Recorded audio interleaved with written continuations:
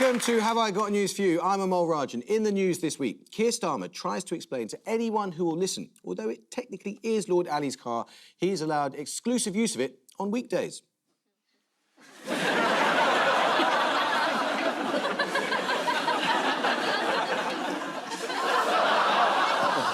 In Weybridge, Eamon Holmes' new girlfriend regrets trying to use his custom-made bidet.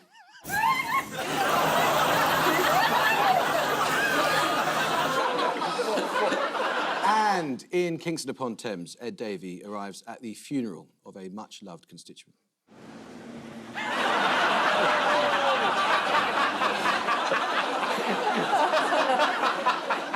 He's wearing black, it's respectful. On Ian's team tonight, a former Conservative MP and Brexiteer who is a member of the organisation Leave Means Leave, which is exactly what her constituents told her at the last election. Please welcome Dame Andrea Jenkins.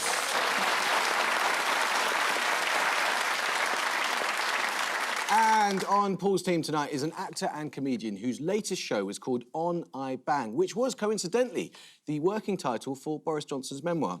Please welcome Miles Jupp.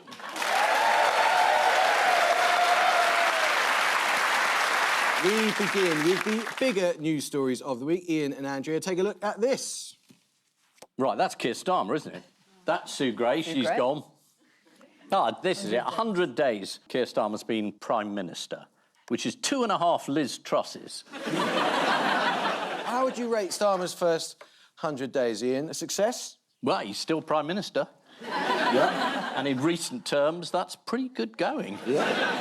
What might have hastened Sue Gray's departure? Free passes at number 10? Was she caught snorting coke off a lilo? No. I don't think she was, just for the benefit of the lawyer that's listening. I don't think that's true at all.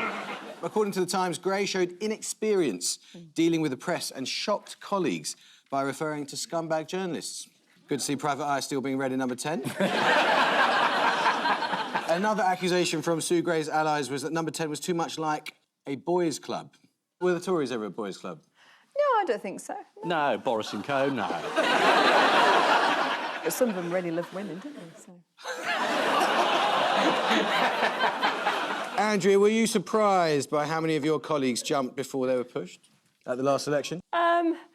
No, I wasn't really. At least you stuck around to face the music and you lost your seat at the No, end. I mean, I believe in going down with a sinking ship, so, yeah. Really? Absolutely. And you know you took your seat off Ed Balls? That means you're responsible for this.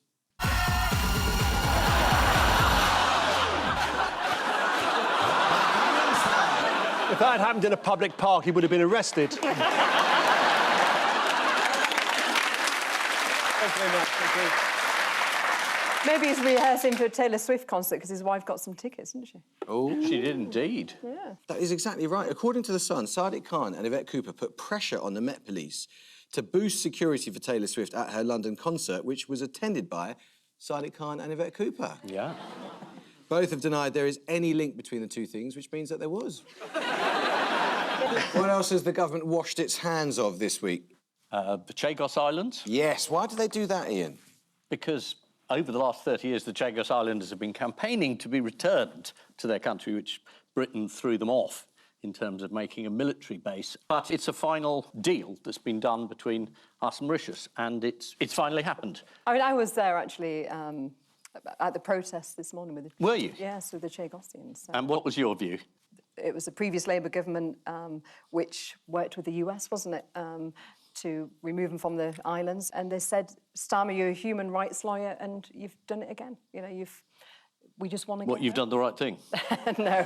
Because the Tories tried to blame this on Starmer, and then he pointed out that the person who'd set the process going this time was James Cleverly. But it's out of the contest, maybe that's why. Yeah, but Cleverly then said, no, it wasn't me, it was Liz Truss.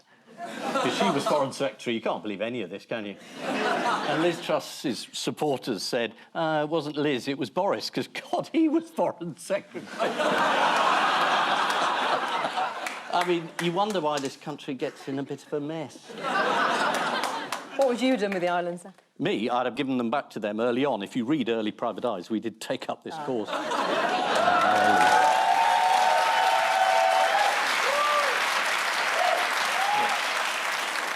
Did you release a charity single, Ian? We did. It was called Chagos and Dave. It was sort of...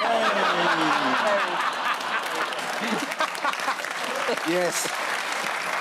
You're quite right. So someone else is not happy about the decision this week. That was James Cleverley. Not been a great week for James Cleverley. What has he lost? He came third in a two-horse race.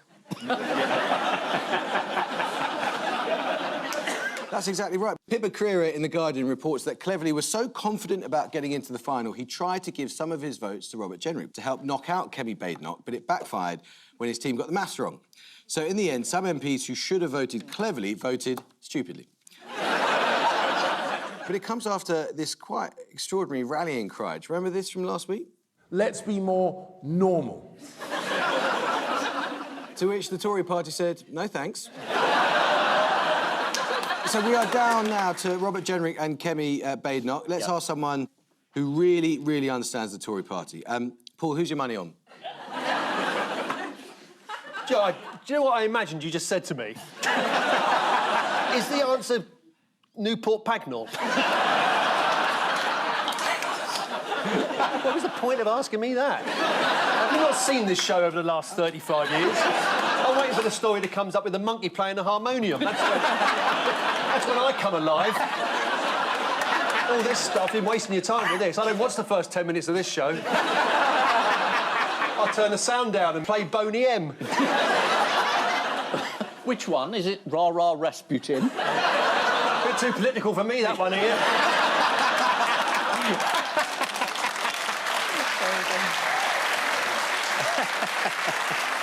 What do you think happened? I mean, I think, seriously, he got Lent votes and they wanted Bobby J. Kemi be in the final anyway. Would you have voted for either of them had you still been able to have a vote, which you can't? I'm not backing it. No. I'm actually not backing any of them. Really? Yeah. I mean, you're on the right of the party. You must be thrilled, mustn't you? Yeah, but, I mean... Good, that's all I need. No, but there was... No, if you look at the voting record, they're more One Nation-y to me anyway. Yeah. What, those two? God, you are right-wing, aren't you? One Tory MP told The Times Grant Shapps was running the numbers for Cleverley, adding that Shapps was most likely trying to be a clever dick. He was actually at Boris's book launch the night before as well, wasn't he? Who was Grant Shapps? No, Cleverley, yeah. He was at Boris's book launch rather than being on the phone to MPs. So is that where it all went wrong for him, do you think? Because he was seeking Boris's... Well, loads of MPs was there at the book launch, you see, so I think he was trying they to... just miscalculated. Yeah. And did it go well, the book launch? Oh, it was amazing. He was on fire, Boris, yeah. Were you there? Blimey, and you was getting admit my that book signed, publicly. yeah, I was You were getting getting my your book book signed. What did he write? This is fiction. No,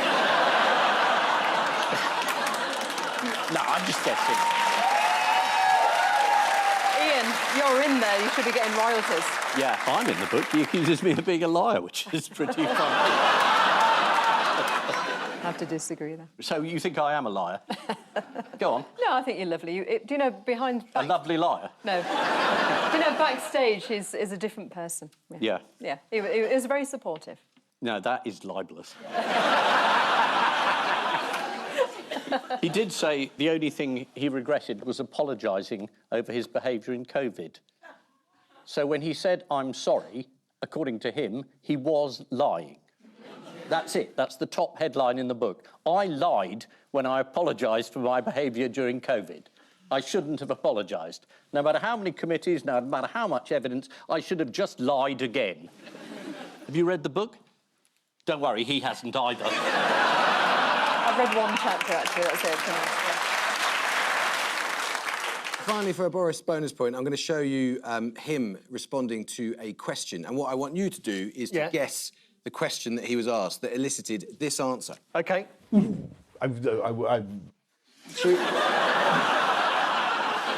you remember the occasion when your third child was conceived?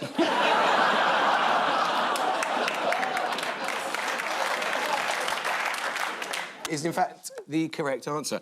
Now, let's have a look at the question. This is from ITV's Tom Bradby. Who would you like to see as leader of the Tory party?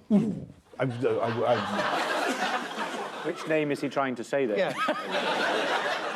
He'll come back, won't he? I don't think it's over for him, no. You don't think it's over? I still think Boris was one of our better prime ministers. Yeah. I see you selected the audience, you know. The people who don't like Boris or Conservatives. Yeah. You can't just say you've selected the audience. You've got no evidence for that, no proof. It's just bollocks. This isn't GB News.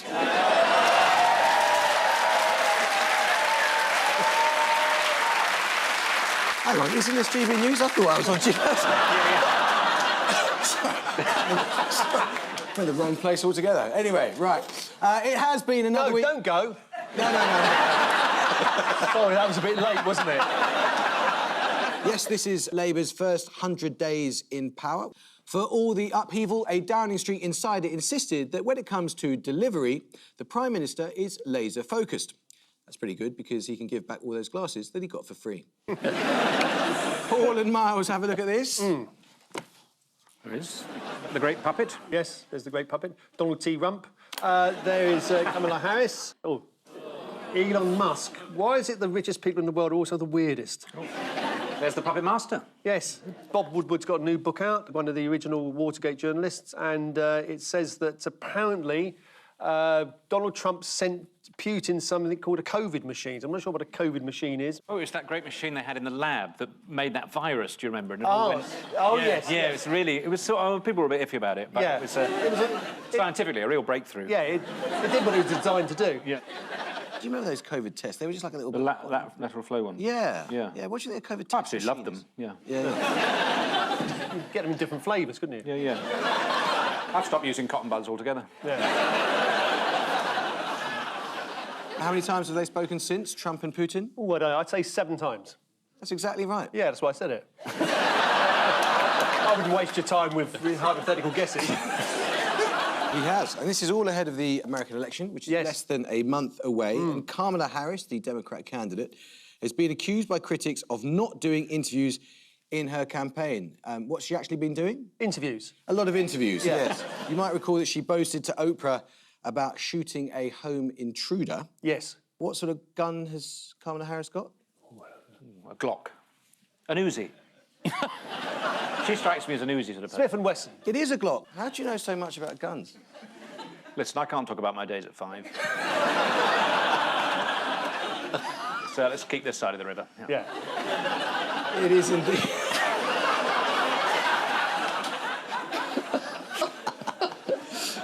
Yeah, and what special power do the Democrats have, according to Marjorie Jewish Space Lasers Taylor Greene? Oh, yeah, they can create hurricanes. They can manipulate the weather. Taylor Greene said of the Democrats, yes, they can control the weather. It's ridiculous for anyone to lie and say it can't be done. Now I see it written down. Yeah.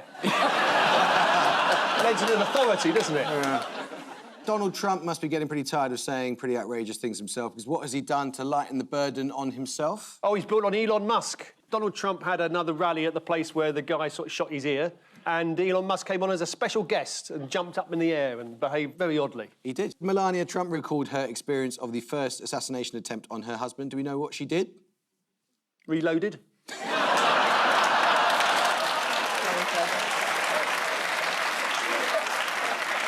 So we're quite familiar with Trump's very unique style of dancing. You've seen this? Yes. Yeah.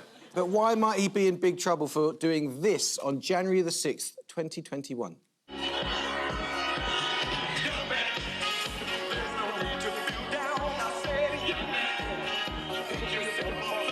Well, it's just, they're not the moves, are they? You do the left. Well, this is the attack on the Senate, isn't it? Yeah, well, according to the Washington Post, files issued recently by Special Counsel Jack Smith contend that because Trump entered to the Village People's YMCA, it proves that it was a campaign rally and Trump was not acting in his official capacity as president. Otherwise, he'd have come in on Hail to the Chief. And therefore, under the terms of the Supreme Court ruling, he has no immunity from prosecution. Oh, that's clever. That's very good. Yeah. And was he doing the letters R-I-O-T? Yeah. Fun to stay in a maximum security jail. Meanwhile, Argentina's President Milei, you know... Oh, yeah. guy? That's him doing the YMCA. Yeah. At least he knows what he's doing. Yeah. He's got his arms up. Heaven's sake. What's he been up to in America, do you know? You've been following him closely? No, I haven't, no. He's actually been delivering a speech to the UN General Assembly, for which he plagiarised huge chunks of dialogue from The West Wing. That's brilliant. And he then went off to the Wall Street Stock Exchange, where this is he.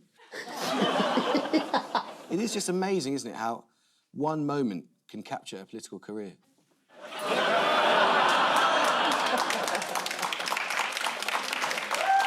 What's going on in that photo, Andrew? For those who haven't seen it, that's you. What's going on there? Well, you know Steve Bray, the big Remainer guy? Well, Boris was making his resignation speech. He was bellowing out there. And I just thought, you know, you've got what you want now, and it's on you, really. Did it feel good? Well, the funny thing is, I don't even really swear. I don't even use my fingers, so I don't know. You don't use your fingers? How'd you play the piano? I use my thumbs, yeah. Oh. It's a northern thing, yeah. It's a northern thing. Hey, we couldn't afford fingers when I was growing up. 2 thumbs were good enough for my daddy, good enough for me. Didn't have a car, you had to hitchhike everywhere you went. That was all right. Didn't mind that. And so to round 2. This is the Globe of News. Globe of News. Yeah, fingers on buzzers. Yeah, OK. Spin, spin, spin. Oh, it's turned into a magic effect. Well, there's a knothole in that tree for certain. I've just found out where the squirrel hides his nuts. This is... Unbelievably, I know this is about a tree-hugging competition in Glasgow. That's exactly right. Who was crowned the champion tree hugger? Roger Oak. Do you know, you're in the rights of... Peter Willow. Keep going. George Willow. No, keep going. Sally Willow. Roger Willow. It's female. An English name beginning with H. Holly. Harriet. Holly Willow. Holly Willoughby. She jumped the queue and won. No, you better tell us. It was Hannah Willow. Hannah Willow. Let's have a look at Hannah Willow hugging this tree. And that is as much as we can show at this time of night. What did Hannah win? Day release.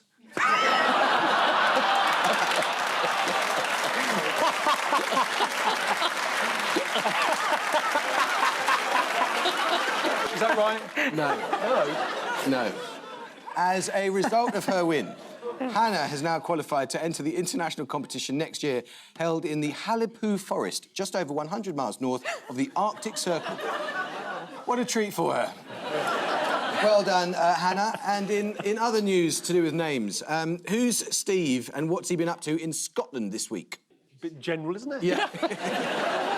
The clues so far, someone called Peter and Scotland. No, Steve. Steve, oh, Christ. Hold on a sec. That's much easier. Steve is, in fact, a rare purple ribbon-like glow within the Northern Lights, which was visible in the skies... Look at that, it's gorgeous. Yeah, which was visible in the skies above Scotland and northern England this week. But the question is, why is it called Steve? Named after the first person that identified it. Peter. Steve actually stands for Strong Thermal Emission Velocity Enhancement. According to the BBC, Steve is unpredictable and only lasts for a short time. As every wife of a Steve will tell you. What other weather phenomenon did the BBC warn us about this week? Oh, hurricanes up to 14,000 miles per hour. In Great Britain, there was a glitch on their weather thing, and so at one point it was saying that London, Salford was another place, 14,000 miles per hour wind. Before that, there was a warning about temperature. So a glitch on the BBC weather website saw temperatures of 404 degrees centigrade in Nottingham. That's quite warm, isn't it? You need to take your coat off for that. And then, as you say, Paul, winds of 14,827 miles per hour in Windsor. He's got Grant Shapps on the numbers. Yeah.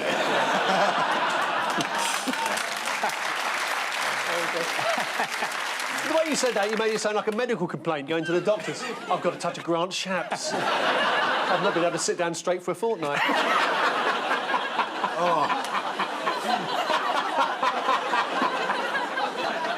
This is the first Glasgow tree-hugging tournament, or as it will be known by historians, the only Glasgow tree-hugging tournament. Meanwhile, the north of England has been treated to a rare aurora called Steve. According to one scientist, you need to seek out a rural setting or park away from city lights, bring a reclining chair or blanket, then relax and wait for Steve. Which is also the instructions if you wish to go dogging. I thought I recognised your voice. I'm thinking it. Here we go. Here we go. We're spinning the wheel. Oh, there we go. Spinning the globe. Yep. Oh, you're confident. Brackley in England. Yeah, there's been a high-vis hugging competition. He's called Roger High-vis. No, I don't know. That looks like the word pothole written on his jacket. Well, is it the man who just got so fed up he just started mending potholes himself? Ah. Exactly right. Well done. His name is Mark Morrill. He's the former town mayor. What's his nickname? Mark the pothole. Mr. Pothole. Mr. Pothole. Yeah. He claims he's responsible for getting 10,000 potholes filled in. Oh, good. Good on him. He pesters the council, basically. He's not going around with sort of tarmac and stuff. This is a letter-writing campaign. It's a sort of more Amnesty International approach. In other road news, which motorway has been voted Britain's worst? Oh, that was something like the M8, was it? No. I thought it was the on the news. M40. No. 32. No. The M56. M1 with all the No. speed cameras, no? No, it's the M42. So a survey of road Oh, I know users... I like that game. Can we do another one? So that was your start for 10. I'm now going to give you 3 bonus questions on Britain's roads, and you may confirm, OK? Right, yeah. Still ready. Hislop, Magdalen. Merton, slightly more cheerful.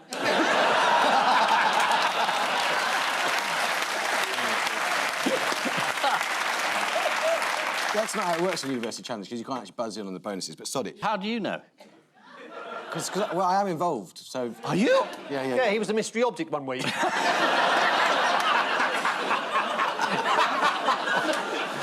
Things are buzzers. Here's your first bonus, okay? Yes. Britain's worst motorway, the M42, connects Bromsgrove in Worcestershire with which Leicestershire town, 40 miles away? Melton Mowbray. No. Is it Shakespeare? It's Ashby de la Zouche. Oh, good. Question number 2. The A12 was voted Britain's worst A road. It connects London with which Suffolk... Ipswich. It's Lowestoft. This is bloody hard. This is quite hard. Well, It's good. finally, Britain's best A road received an 85% satisfaction rating. It connects Doncaster with Seaton Burn near Newcastle. What is it? A3. God, you lot are shit, man. Did you say that on University Challenge? Yeah. We're not shit, Amal. We have drivers. Yeah.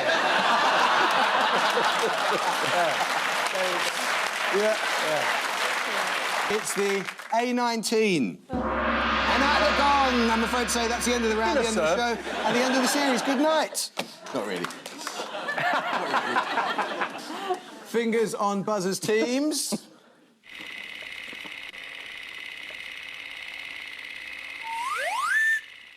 Something big happened. In China? Yeah. What, with the planned economy? I don't no, think no. so. It was to Released do- a virus or something? No. Ooh. No, they've not done that. Not this week. This is the news that a sewage pipe in China has violently exploded, and I think we need to see the event in question.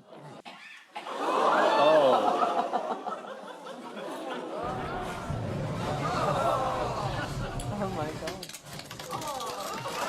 Oh, my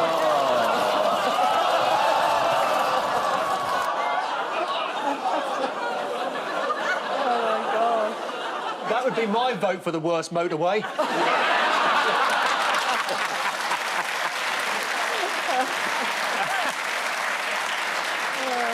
This is the news that a Chinese sewage pipe exploded next to a busy road, covering passers-by with human waste, an incident described by Thames Water as pretty amateur.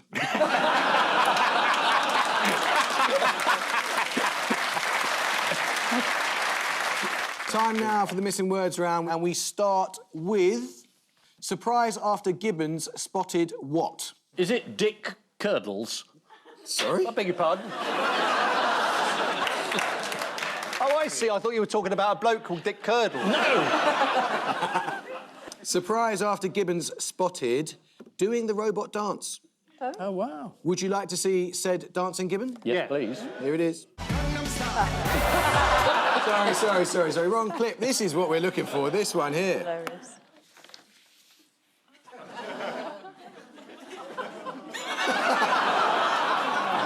funky gibbon, isn't it? Do you think maybe that's just an electric fence? Next, make working from home more pleasurable by what? Repeatedly telling people, oh, I'm not in the office today, I'm working from home. No, we make working from home more pleasurable by using a lying down desk. Oh. Here is inventor Alex May under his desk. It would be a good advert for a futon. Wouldn't it? Yeah. What happened to futons? God, the past was great. No, you can still get a futon. Oh, can I? Yeah. Have you got one with you? This one was provided by Lord Ali.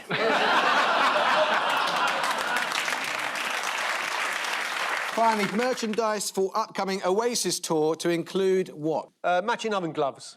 Something you do this with. A whip. Is it disciplining interns? Was that an album track of theirs? This is merchandise for upcoming Oasis tour to include... Yeah. Fly swatter. That wasn't a fly swatter, what you were doing there. Yes, it was. Have I got this wrong? A fly swatter is a kind of a vigorous... You've not got it wrong, you're just too angry. You've got to try and seduce them into a relaxed mood. Have you tried low lighting? So the final scores are Ian and Andrea have 3 points, Paul and Miles have 5 points. Well done. I don't know where that is. Congratulations. Thank you. I wonder what that's for. I appear to be on the losing team. Can't think I'm why. always on it, so... I've rubbed off on you, haven't I? Well, not yet. Before we go, there's just time for the caption competition. Jeffrey, I don't want to embarrass you, but you've forgotten to put your socks on again.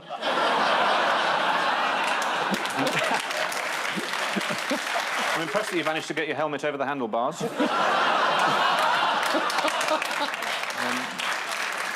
On which lovely note, we say thank you to our panellists, Ian Hislop and Dame Andrea Jenkins, Paul Merton and Miles Jupp. And I leave you with news that Angela Rayner says there are no issues juggling her party lifestyle with the demands of government as she flies straight from a weekend in Ibiza to a military veterans event. At the City Hall in Pennsylvania, it's nearly time for a hot milky drink. And on a visit to a coffee shop, one man starts to understand how unpopular he's become as he notices the barista has spelt out "nobody likes you" on the top of his cappuccino. Good night.